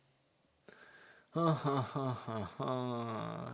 to think of because I've been always trying to go into the sources, like where it Yeah. was, even when someone is quoting someone, and whenever I could, I wanted to find, the original text, at least a translation of it. But what I believed that changed. Um, I And why I why was why never very. I was always skeptical. I even when I sometimes said some things or written in my book, I always, okay, it might be or might be not. I'm not that attached to these things, so maybe I thought. Oh, this is a good example. I thought that the Neolithic Revolution was a revolution, like it was quick, but it wasn't. Mm, It was even yeah. in some cases thousands of years. So this would be example like that. Okay. Yeah. Yeah. See, and I think that's important for me to realize, what is something that I used to believe in that I no longer can, because I try to, I look at it like this, like as a good detective, um, they will go and sip through every single piece of evidence that they possibly can, every piece of lead that they are given, they seek, that, they go through. And because they would do that to find, the actual criminal or the crime that was caused and stuff like that. They would spend their thousands of time hours and just on one or two cases at the same time. To me, I'm the same way. I like to go to the sources. Mm-hmm. So I understand both sides. That's why I don't really too much give my opinion. I can give opinions, and I can give like numerous different opinions based on what I know. Like I can give you that the Anunnaki came from planet Nibiru, or I can give you the idea that they came from the depths of the sea. I know Zachariah Sitchin definitely says in his books that he was given cuneiform tablets that nobody else had the opportunity to see. So I do know he says that. You Yeah, know, but it can be a red flag. But who knows? Who But knows? that's what I'm saying. People can say whatever they want, and that's fine. And we can't really, even though that might be a red flag, in reality, there are plenty of times when I know in your life and definitely in my life, I've said it to myself. Nobody would believe this if there wasn't somebody next to me. Like if something happened between me and somebody else, I know for a fact I've been a couple of times where I said when something happened that was crazy or rare, we were like, "Yo, nobody would have believed this." I'll give you a good example. Uh, I was driving behind a semi truck one time on the road, and their tire just came out of came off out of nowhere. Now, you know, telling somebody that that's a very rare thing. You see it on TV and you see it in these TikTok videos and stuff like that. But to see that up close, it's shocking. So to tell Mm-hmm. somebody that, they'll be like, yeah, yeah, whatever, whatever. But you're like, yo, this really, really did happen. So there's things that happen in our lives that we can't really have evidence for, right? But it actually happened, So that's why I say, with Zachariah sitting with this planet Nibiru, I can't remember, and I should start trying to remember the dates. But I did go over it on my what I've learned from reading this book series on my YouTube channel. Hmm. One of his books, he actually gives you the time that the Anunnaki are supposedly last been here. So you can type in that time frame and mathematically figure out when they're going to come back again, because they came Hmm. back every Yes, yes. 3,600 I years. think he initially gave one date, and then because we were approaching this day and nothing was happening, I think he changed it a little bit. Yeah. It's very often with the 2012 people, right? It was 2012 famous. Now it's 20. Then it was 2024, and right now it's 2032. So, yeah, maybe something on, maybe not. But the same I wanted, because I will forget the thing that Zechariah Sitchin maybe got some tablets that weren't, let's say, in the sources, weren't translated, is actually very possible, because plenty of cuneiform tablets are hidden somewhere and not yet being, and even not translated, but even, mentioned in the archives or something. So it is possible that he got some, tablets that were not available to anyone else. Yeah, and that's what I'm saying, is that who are we to say that he didn't get these tablets? I actually went to the oldest museum here in America. It's the oldest museum here in America in South Carolina, and they have cuneiform tablets in there. And I guarantee you, some people don't even know those cuneiform tablets in South Carolina. Right? This is the oldest museum in America. It's a very small section for ancient history side, um, but it's mostly about the surrounding area, Charleston, South Carolina. But they had cuneiform tablets in there, and I want to say maybe I think 10 or 12 or something like that. Nice sized ones, very small ones. But just like you said, not everybody translated every single tablet, and that's why I don't think, just because, and I'm a big fan of just going to the source, just like you. Give me the source. If you say this happened, just tell me where I can go personally for myself to verify your information. I just want to cross reference your information. That's it. I trust you, but I want to verify it. Please don't break my trust by not letting me verify your information, basically.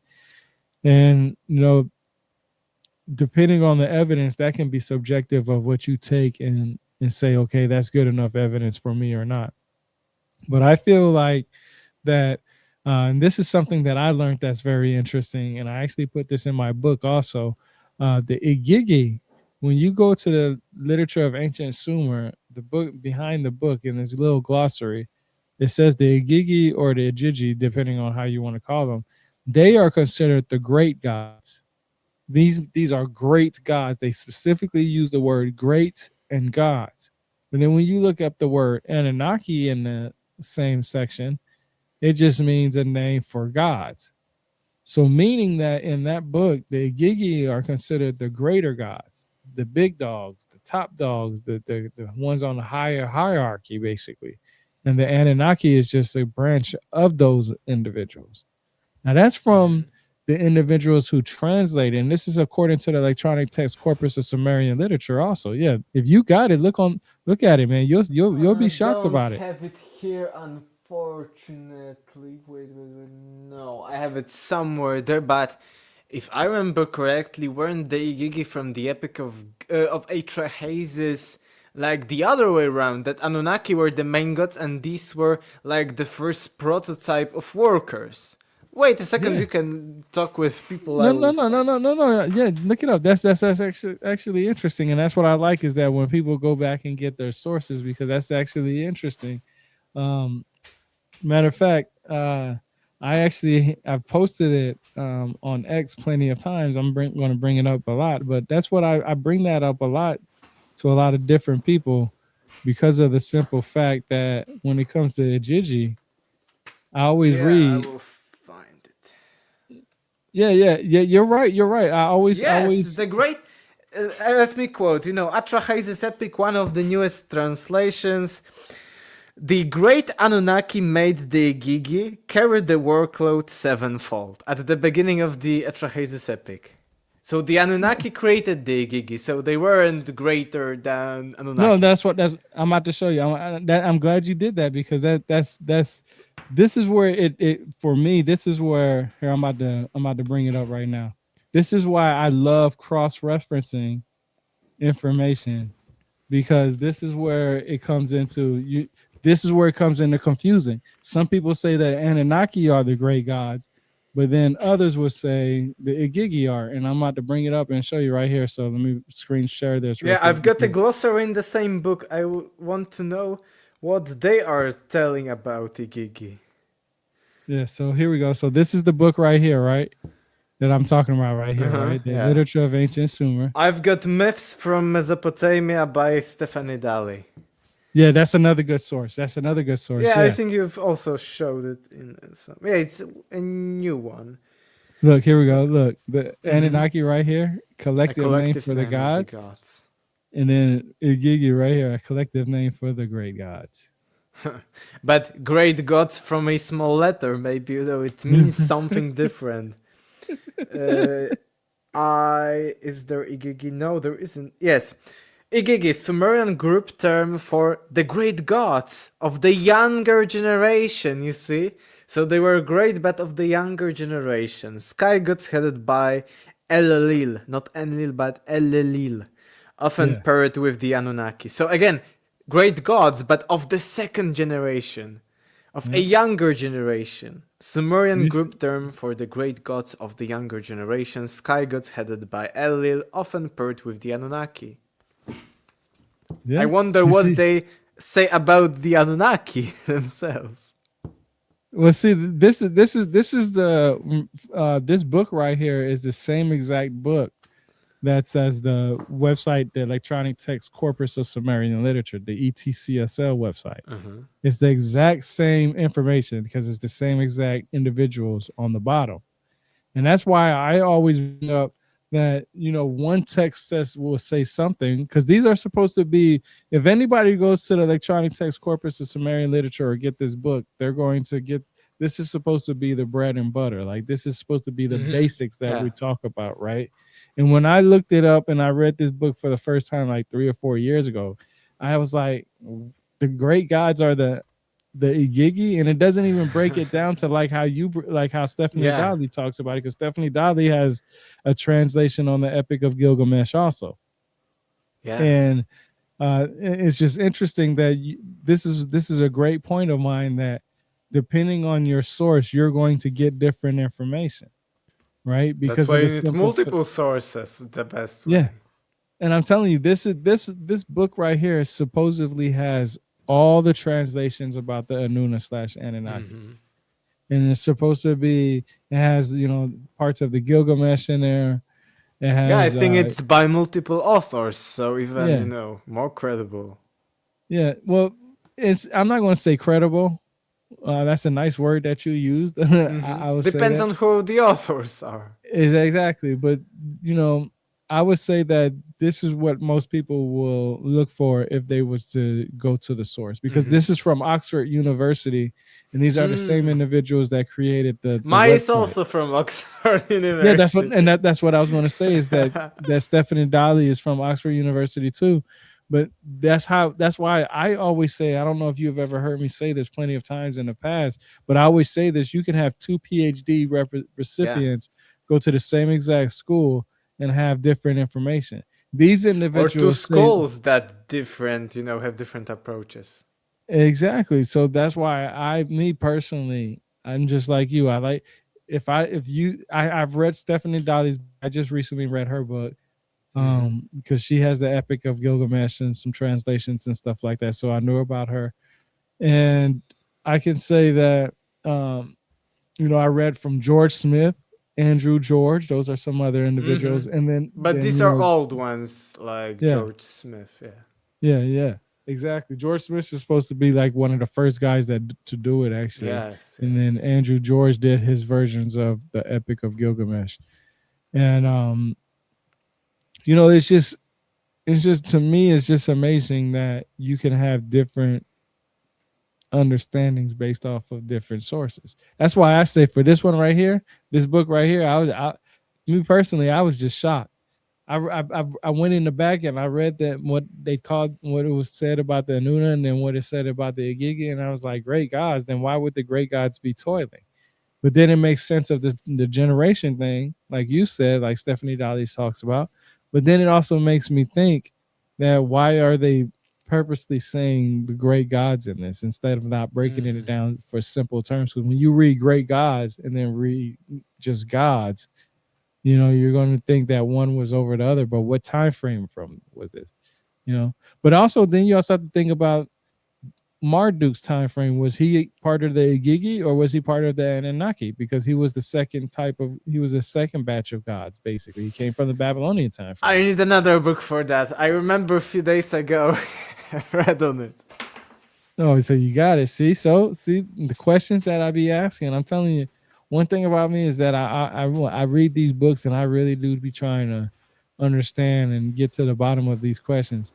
I was mad if that's funny that you bring that book up because I was just Ancient looking at a. Iraq, George Rue, very I good, I think scholar. I think Oh, you I also think have it? I think I just put it in my Amazon cart the other day if I'm not mistaken. Yeah, It's good. It's pretty good. Maybe a bit outdated, like 90s or something, but I would. Marduk was, the Babylonian versions, and yep, he I did. superseded the older ones, but I don't That's the remember. Penguin edition, right? That's the Penguin Yeah, edition. yeah, Yeah, yeah. yeah, that's the one. Yeah, I just put that one in. Ancient Yeah, I Iraq, just put that one in. George True. Yeah. Yeah, but as I said, wait, heroes, gods somewhere here it should be. Yeah, yeah. Marduk just was the Babylonian one, and he just I think he was switched from Enlil to Marduk, something like that. Yeah, No, there's no, a I one from won't be no India to searching, but I read it like a few days ago. But he wasn't. I think the second. He was. I think the second generation because the first generation was the An and Tiamat, etc. So depending on how you see, he may have been the second generation, but not on the level of Igigi. He was on the level of Enlil, Enki, and these ones. okay. Yeah, see, and that's why I love this stuff because there's so much information in different areas. Like there's no way one person can read all the books about this stuff. There's not enough time in the day. Like literally, there is not enough time in the day, Not enough especially if you. memory in our brain. Man, hey, it's funny you say that, and that's one of the reasons why I put a lot of tabs in my books because sometimes when I don't feel like reading and I just want to just skim through some information, I'll just go pick a book and I'll just go to those tabs and I'll just refresh my memory and stuff like that. And I do that constantly. Honestly, I do that a lot. That's one of the reasons why I, on my Twitter account or X account, I actually share what I've read and then do my own commentary on it of what I know Hmm. from everything that I've researched. Not To saying that what I memorize said it. is yeah, just to memorize it. Yeah, basically. And then I do what I've learned from reading this book on my YouTube channel all the time. I pick a book and I read what somebody says, and then I give my commentary on it. That's actually a big hit that I'm very surprised on. I did that only because I wanted to keep myself memorized, and the best way to do it was just to do it in my personality. And a lot of people actually message me later, and they always saying, "Man, I really like that. That's like the best thing." And it's strange because I don't just have it on YouTube. I just recently decided to do everything on YouTube and upgrade it and make it, more aesthetically pleasing and stuff like that. But I'm very my stuff gets watched a lot on Spotify, and Mm. I, it's very interesting because I need to follow you or something there. yeah, I have a lot of people who actually listen to me on there a lot actually. So that's actually Wow, interesting. nice. Yeah, YouTube is a little slacking, but I think it's only because I streamed and give my information out everywhere, and YouTube was like one of the last places that I decided to do it at. So that's Hmm. probably why it's like that. But I can say, from all my research and all my interactions with people, I I feel like eventually one day we'll get the information that we're going to get. What do you think? Maybe yes, hopefully so, but I also think that some things were destroyed and completely gone. So from like casual materialistic side, we want to know about 100% of our past for sure. Even interesting thing when we are talking about ancient Mesopotamia, when you actually start reading such books like higher, not like Zachariah Sitchin, but higher academic books, it's what I've been talking a lot speculating back then in my deja vu that things are fragile, not everything survives through times. It's very easy for a civilization to vanish almost completely, let's say, if it is advanced enough. And I remember skeptics saying, no, we know everything about our past, there is no way something didn't survive. But when you start reading even such books as this George Rue one or other academic ones, you will see that they even give plenty of examples of how little actually we know about the Mesopotamians, how little.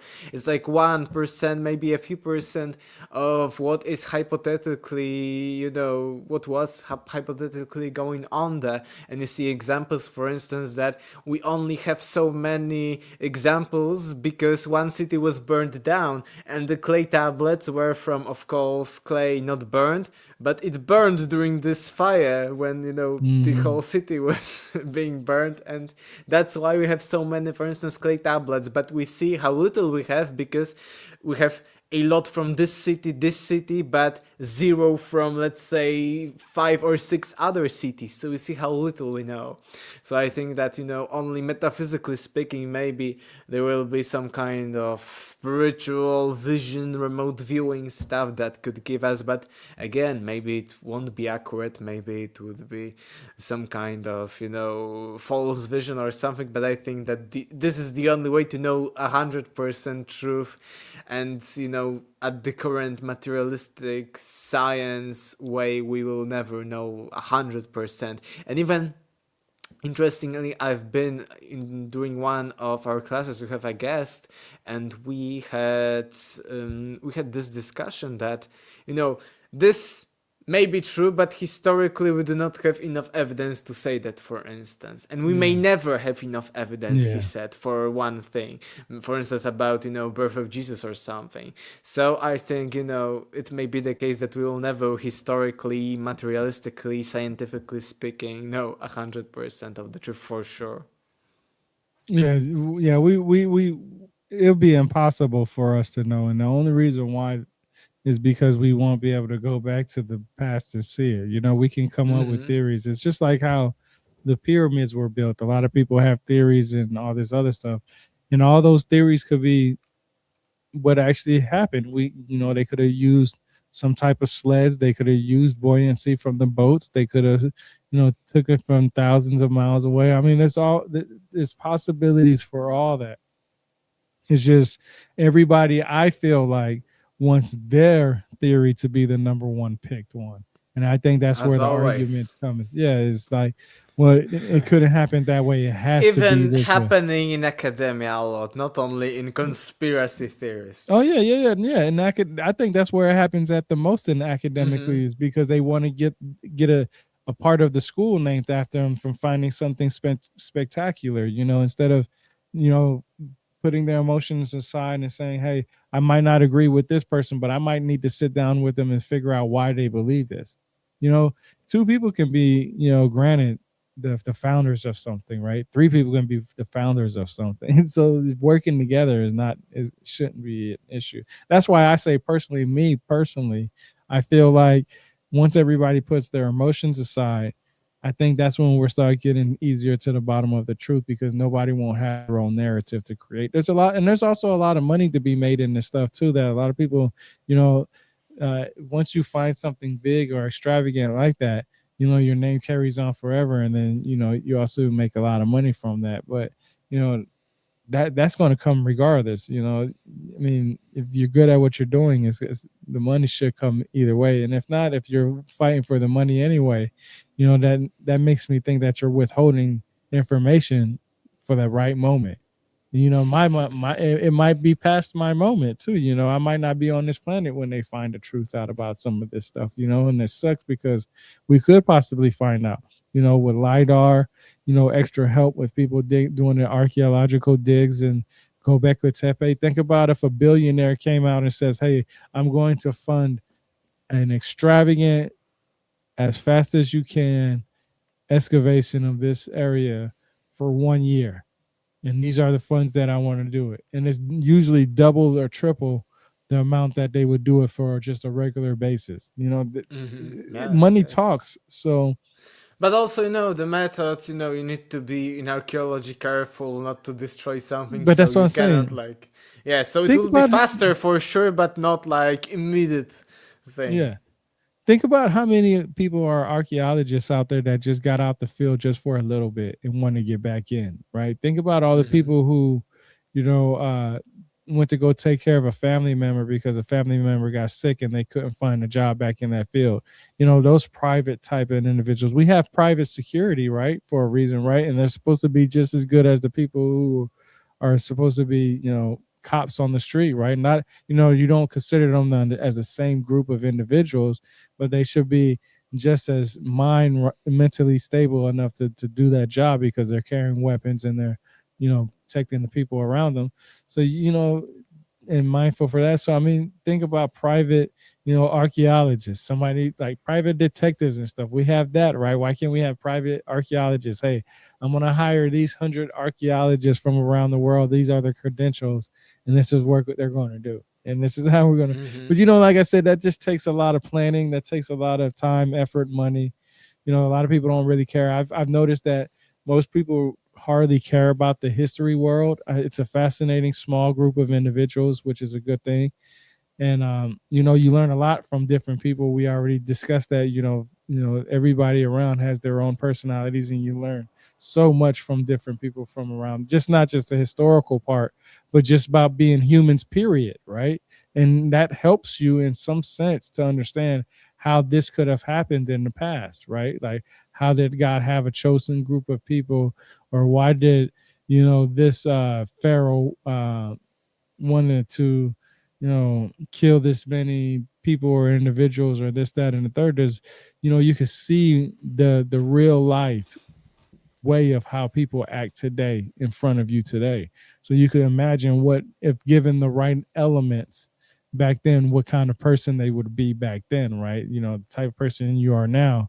Think about if you're in power, what you would do with that power, right? And it's always a scary thing. um I was just looking. We're almost at 2 hours. You want to keep going? I got. Yes, I wanted to say the same thing. It's getting late here. I think it's enough for today. We talked about so many things, so I think that in a few months we'll both have even more things to discuss, and it's a great basis. Even Yeah, probably it will be for both of us great inspiration to dig more into, particular stuff in Mesopotamia, Bible, etc. So, yeah, thank you once again. yeah. No, I appreciate you having this discussion with me. Definitely go get his book, guys. If you guys Yes, haven't yes, already, and I yours like the too. book. Here, two books. Yeah. I appreciate it. I We appreciate can it. get them both. Hey, you know what? Maybe we should do a special on that one day. I know you can. You know what I mean. But yeah, I appreciate you coming through. Everything that you wrote in your book is always amazing. I'm gonna read it again in probably about six And months I'm just to gonna get finish that good. yours probably, so maybe I will, have some questions, some, things to ask you.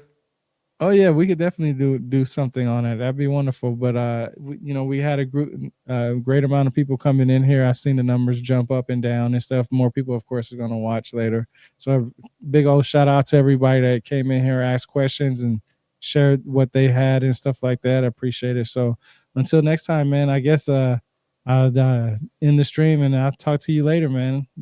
Thank So you. hey, Goodbye, and thank you everyone for listening to us.